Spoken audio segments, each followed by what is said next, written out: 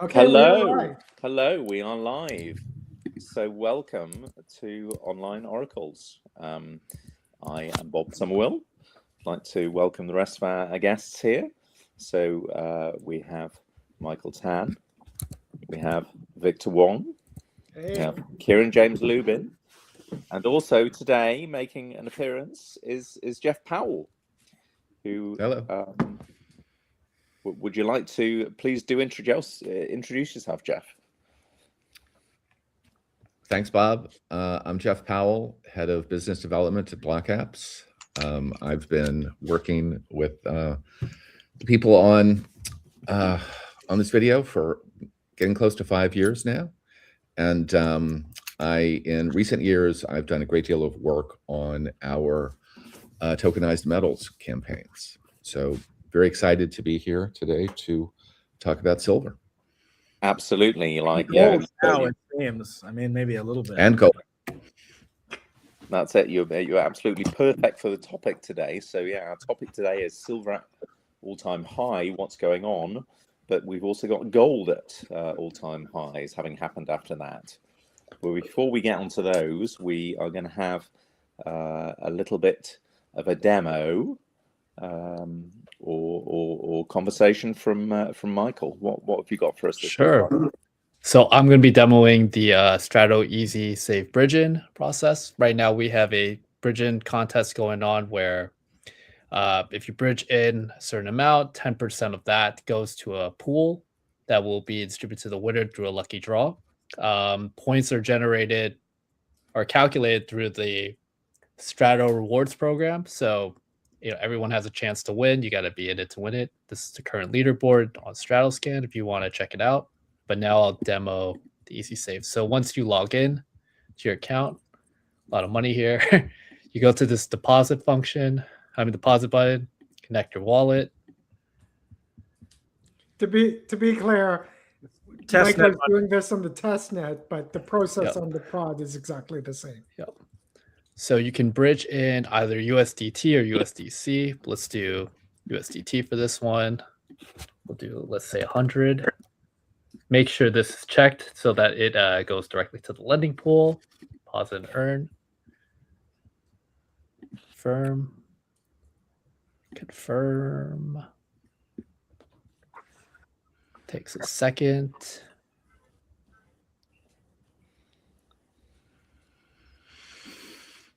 The bridge is, that's on the Ethereum / Solia side. Bridge did. Go into autosave, and there you have it. 1 to 2 minutes, it'll be directly in the lending pool. And if you want to check it out, you can go to advanced lending pool, and your funds will be in here. Okay, back over to you, Bob. Very nice. Well, thank you. Kieran or Victor, anything you'd like to say about that? We wanted to have a very convenient way, so some of the users out there in the world just want simple, pretty good yields, that better than you typically get from a savings account or all that sort of thing, and not too much thinking. So the easy savings, yes, you need, at least for now, to have a crypto native wallet, but from there it's essentially one click, as you saw, to your, call it 4% yield, depending on the circumstances. It's different on the testnet than the live net. So we're just happy to make it, still DeFi native, but as consumer friendly as possible. There we go. Thanks, Michael. Take care. Yep. So, Jeff, tell us about 47th Street. I always keep hearing about 47th Street from you, and what's going on there? Well, of course, when we talk about 47th Street, we're talking about 47th Street in Manhattan, which many people know as the Diamond District. It's filled with stores buying and selling diamonds and other precious stones. But it's also an epicenter for the buying and selling of precious metals, very specifically gold and silver.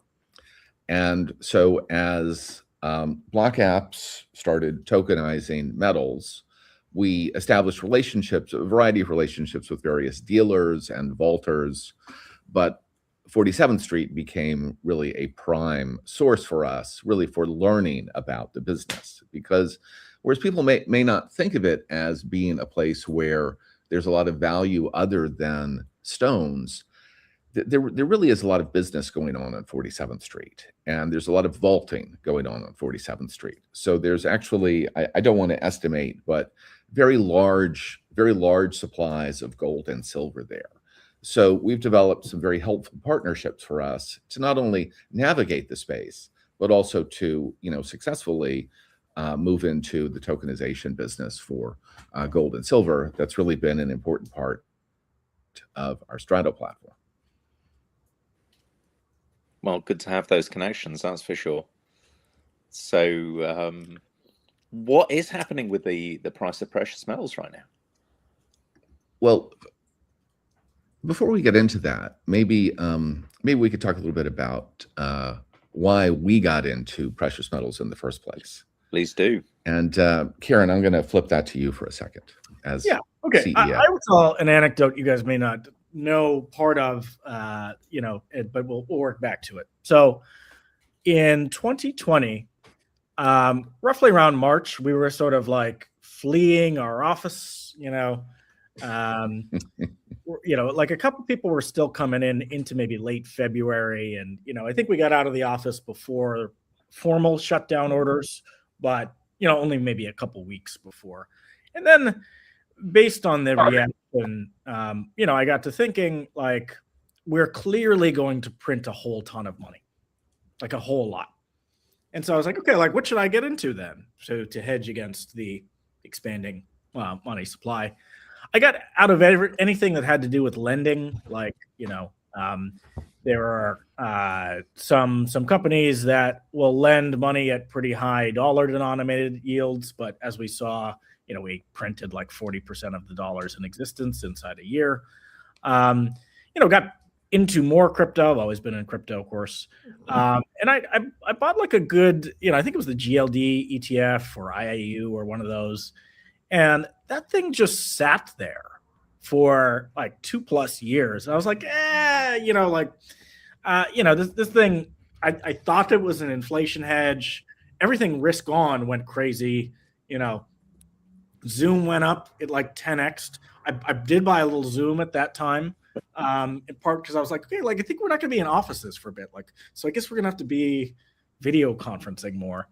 And I did not buy nearly enough Zoom. I called it right, and it was too small a trade. And the metals did not. The crypto, ETH went from like 80 back to in the range that we're accustomed to. That was good, and the metals did nothing for like a couple years. So like I think I exited flat. Maybe I was like paying for some closing costs on property or something or what have you. But it was, I was like, crypto people tend to be at least hard money oriented to a degree. Like crypto is better than precious metals in a lot of ways. But, I was like, how could I have been so wrong? And I guess it was just like, oh, it was just 5 years early plus, and it took the world a while to kind of, pay attention again. So when during this period of time, we're moving out of our like enterprise phase where we did a lot of big implementations with, Fortune 500, 100 style companies, supply chain focused, et cetera. And then we're getting interested in the transaction aspect. The supply chains, obviously, values moving. And we're like, well, maybe we need to be more in that flow.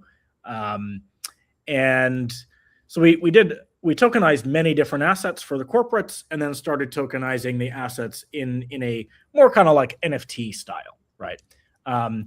And so we did a lot with carbon offsets, for instance, because all of the corporates were screaming for them for a time. It's definitely cooled off a little bit. It was kind of a natural flow from our supply chain work.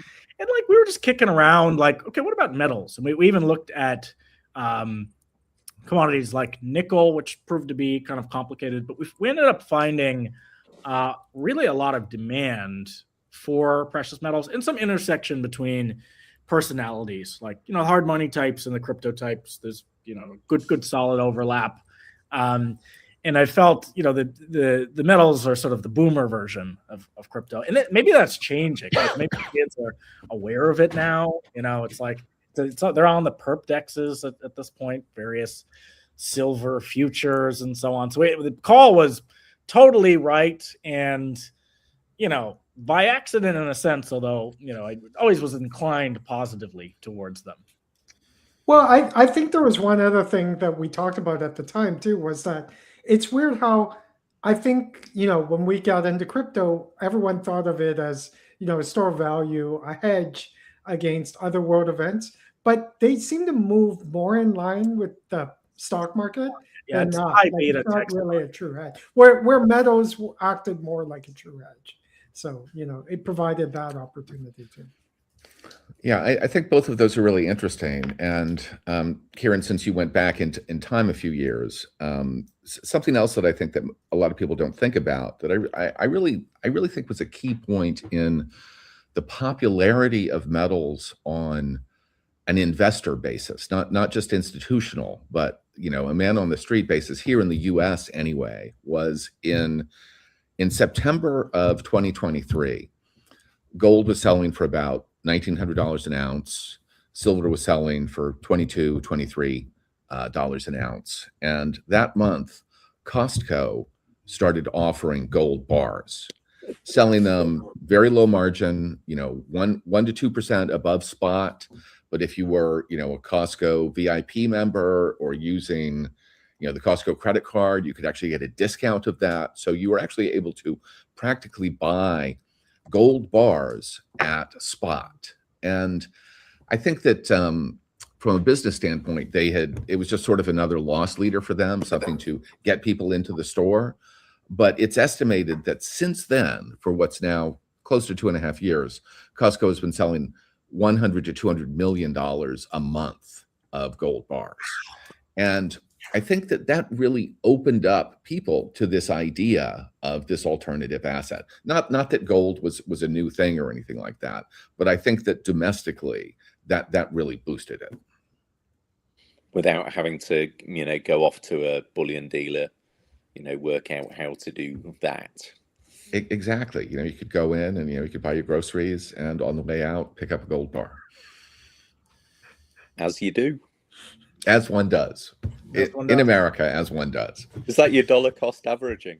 Yeah. You just add a bit of silver onto your groceries. Yeah, I don't know. Is there like bullets next to the gold? Some like garlic, for the vampire. Well, also though, if you have the highest level of Costco membership, you also get cash back. So you actually wind up. There's an ARB opportunity there. Yeah, there's an ARB opportunity there. That people are taking. Kieran will be running to Costco after this. Exactly. Didn't realize he was missing out on the ARB. Get an SUV, max out his Costco membership. Do all of that stuff. Really living. But moving forward into, the last year is when it's really exploded, both gold and silver. I was looking at it, and a year ago, silver was selling for like $30 an ounce, as opposed to what it was today. Last time I looked, it was $112 an ounce, and gold has basically doubled. But I know that. I know that we talk about these things, hedge against inflation, concerns, about,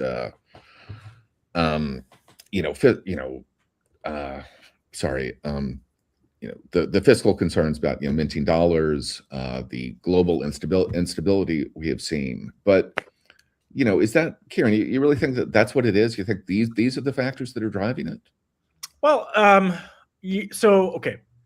I think maybe the biggest factor, probably, it's always a coincidence of things. When you see a run like this, it's more than one thing at once, usually. So I believe that we, over the last few years, scared the world enough that central banks started to deleverage from the dollar. Not completely. I think it's going to still be quite inconvenient. You can't really denominate global trade in gold and silver. per se, but as a balance sheet asset, people are selling treasuries in pretty big numbers and buying gold and silver. People, I mean central banks, right? Right. And that has to just mathematically provide a lot of the demand. Like, you could, I don't know how to do this per se, but you could do a calculation where you could figure out how much demand shift would be needed to cause this price shift. And I think the most plausible is that, yeah, big central banks, India, China, and so on, started dumping on the one side and buying precious metals on the other. And I think this cycle really started with the aggressive. I mean, so we've been sanctioning the whole world for a long time, but I think the Russia case in particular really, like various, and maybe they're not the greatest people on earth, but various oligarchs just having their funds frozen all over the place. We're like confiscating yachts and all of that, the SWIFT disconnect and so on. You kind of can't have, something be world money and then start revoking like a nation's access to it, right? So everyone saw that and looked, and I mean, this all continued. By the way, I mean, of course, crypto had been experiencing that sort of treatment for some time, which is why we don't. Plenty of us don't trust the dollar, altogether. And so the new administration, has a fairly, bare knuckled statement and negotiating style. I think there are long run effects of the Tariff Liberation Day, in which tariffs are capital control, pretty much, right? It's a fee, more than 100% fee in effect. But there seems to be a realigning world order going on that just doesn't trust the dollar the way it used to, and or maybe explicitly wants enough of it is strong enough. It's getting multipolar, basically. So I think those are the things that could move the price pretty big. I've also heard some of the large banks are in market buying up. Some of them you can look up are bigger in metals than others. So, they may be, hedging against this trend, but that has to be sort of the big factor, I would think.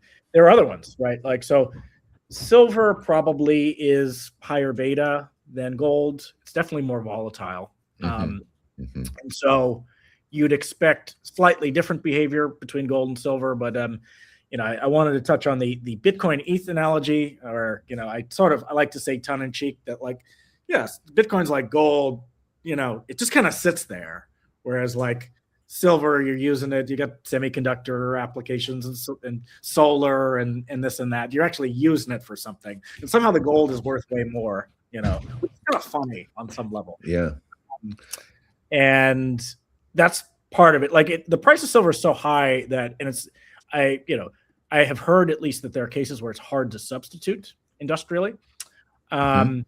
And so it's actually going to mess with commerce, one good thing about commodities is that when the price is really high, you tend to like go mine more of them or go get more of them somehow. So I don't think we're going to see silver just up for a while. You'll start to see mining action happen and the price will collect a little bit and the miners will make the profits kind of on the way down.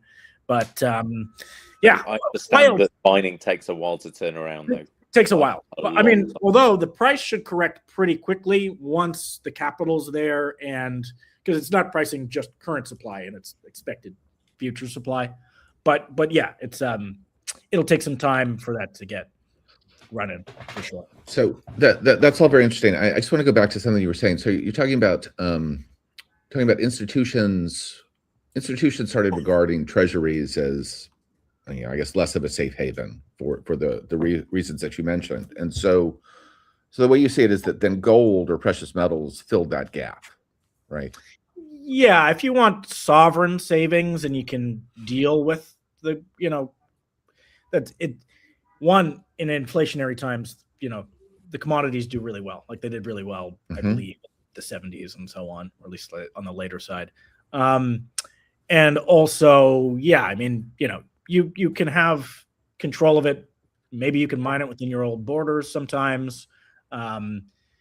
It's a better hedge in an environment where the dollar is not acting like a somewhat fungible bearer asset.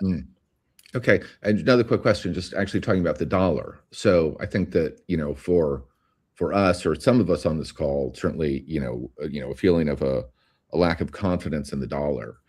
But is that what it is in terms of the central banks? Is it a lack of confidence in the dollar, or is it just diversification?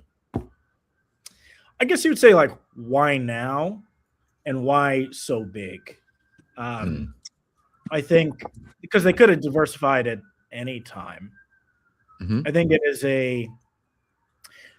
there's also like a sober evaluation that we must continue to print the dollar. That's maybe less clear. Like, I think our federal spending is up 40% from 2020. And like, we were spending a lot of money in 2020, like at a certain point, you're going to both have to borrow. That's getting harder because, people expect inflation to be higher. So you'd have to charge more interest on the debt, but we can't because it's so huge. Or you're going to tax more, or you're going to print. Those are your choices. And some mix of all of them will be deployed. But yeah, I think it is the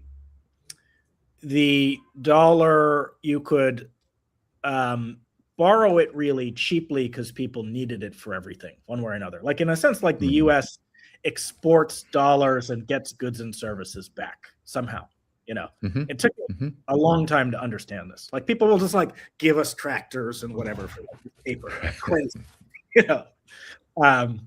but it's changing. It's not over.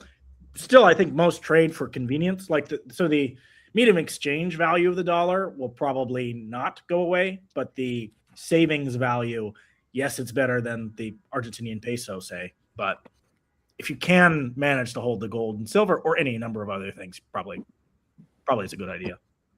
And also, I think some nations do want to kneecap the U.S. a little bit.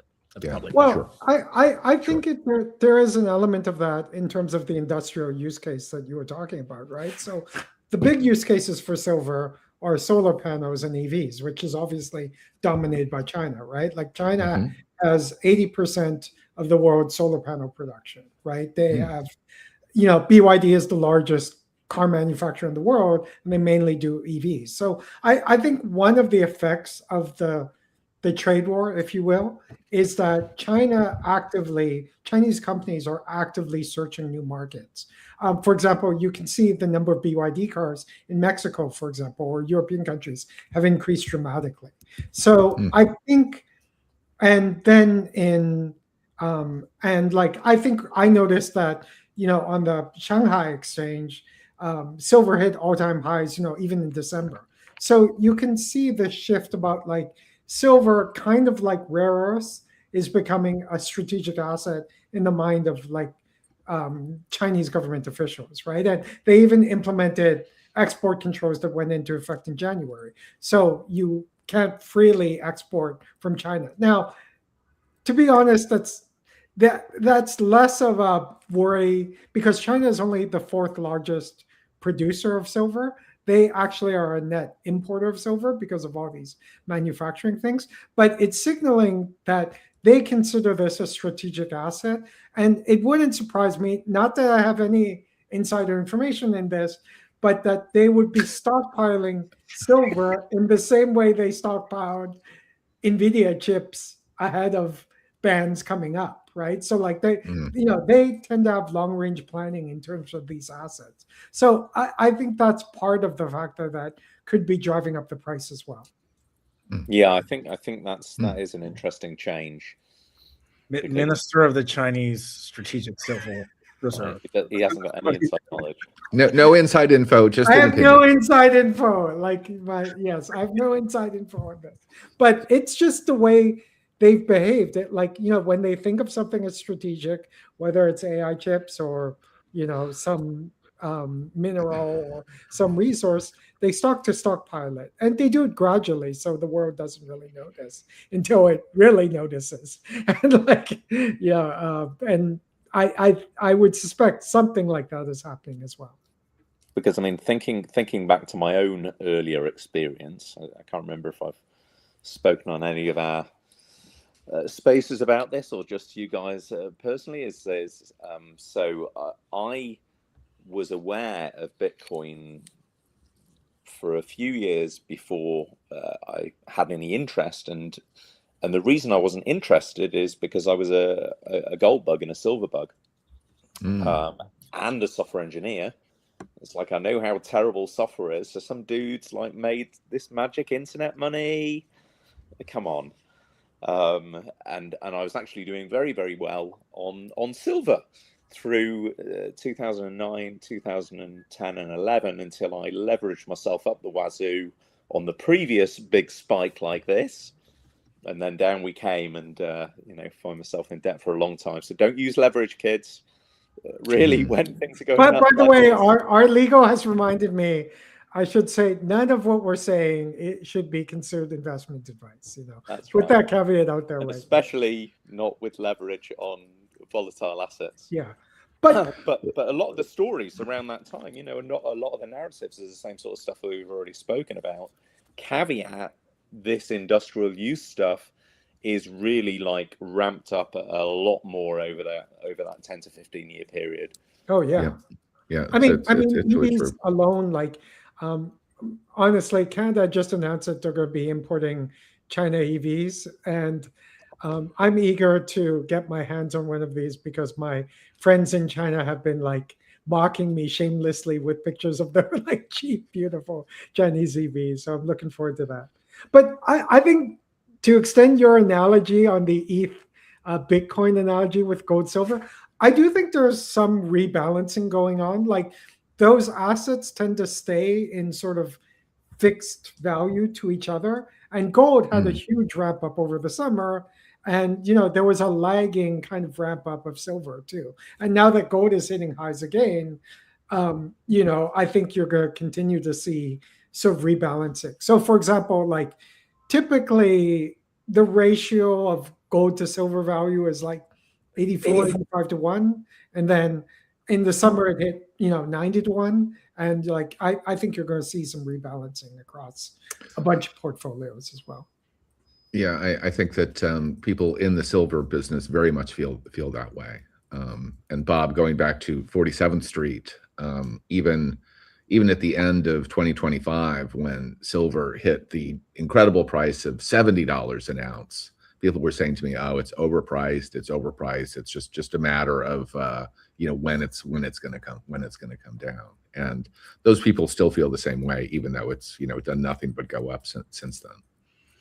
Well, one thing, Jeff, and I know you work with the suppliers very closely, is that oddly, the things we talked about, like Costco's own gold and silver and stuff, has increased the buy side, but it's actually not easy to exit at a good price. I know you had some experience with this, right? So like, it's kind of interesting, I think. Yeah, it is interesting. And actually it's based upon some conversations that I've had this week. And so, not to name names, but keeping in touch with some of the big companies that buy and sell a lot of gold and silver.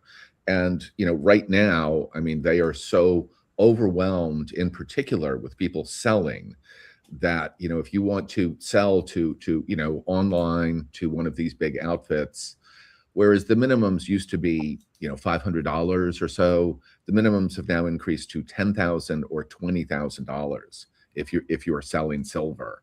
And the time to get those deals done, where it used to be, one company in particular, it used to be, if you want, you can do it online, or you can talk to us, we'll help you ship it. You send it to us, we'll verify it, we'll pay you the next day. Now they're saying things like, well, it might take us a week to get it, and we'll do our best to pay you within 8 to 10 days. And the rates that they might be short on supply, though. Like, it could be. I mean, they're short on everything, including the willingness to pay anywhere close to spot price for things. But this shows you why tokenized silver is clearly better, right? Because our tokenized silver is going close to spot, like both. Tokenized silver is better. And also, I mean, I know we're all crypto people, but also, one of the things that I really like about it is that the tokenized metals are, it's like, a settlement instrument the way that crypto is. It's instant. On this point, I don't know if someone posted it internally for us or if I just saw it on X, or maybe it was a repost. Paulo, CEO of Tether, said something like, Yeah, I wouldn't be surprised if a government issues a gold-backed stablecoin, a tokenized gold, instrument to compete with the dollar sometime soon. And bear in mind, Tether is sitting on billions of dollars of balance sheet gold that it tokenizes a whole bunch of. So maybe they know something we don't. But yeah, they're trying to bring back the gold standard, right? Like there the world seems to be bringing it. There we go. Yes. Make Ron Paul happy. Yeah, exactly. Well, I think we're at time. Does anyone have any closing thoughts? Yeah, I mean, I think like as a crypto person, but on the practical side, I would say we love all the assets, and you probably, I mean, they seem to be a little bit anti-correlated, just as stocks and crypto are. So you're probably better off having both, tokenized metals and crypto versus just one or the other. Not investment advice. Not investment advice. And yeah, we wild times. It's a little bittersweet. Like we have a little bit of corporate gold and silver. Like we're happy, but it's also like these prices are saying something bad about the world, maybe, which is change is always painful. I guess I do think it's sort of a bet that the world is going to be a little bit unstable going forward, which it's not a hard bet. Exactly. It's not a difficult bet to make. No. So I'll just quickly mention the other thing, and then we're good. So yeah, tomorrow I'm doing a Spaces with Denver to talk about a collaboration that I have been doing between myself and Jessica Angel, who is the creative director there, which is an exhibit called the Museum of Ethereum. So we're doing Spaces about this tomorrow, but a little preview is at Denver. There will be an area when you first come into the main venue, a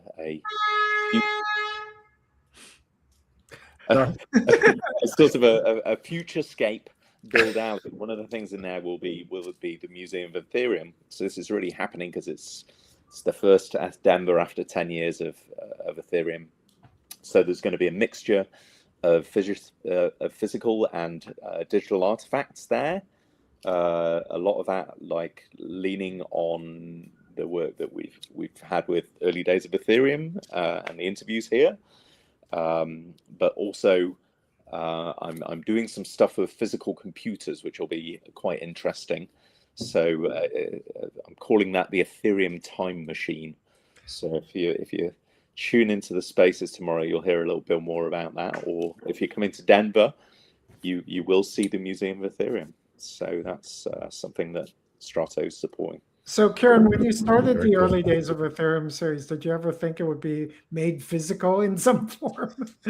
No, but yeah, I mean, it merits a museum, right?